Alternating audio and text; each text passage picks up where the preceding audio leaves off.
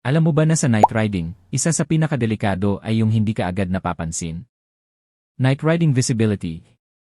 Kapag gabi na, madilim ang kalsada, mahina ang ilaw ng ilan, at minsan walang reflector. Kahit maingat ka, mahirap pa rin kung mababa ang visibility.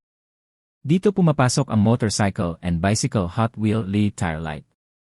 Automatic itong umiilaw habang umiikot ang gulong. Walang switch at walang pindot.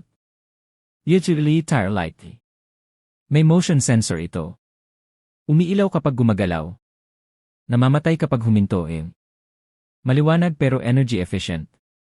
Water resistant kahit umulan. At madaling ikabit sa valve. Motion sensor. Water resistant. Easy install.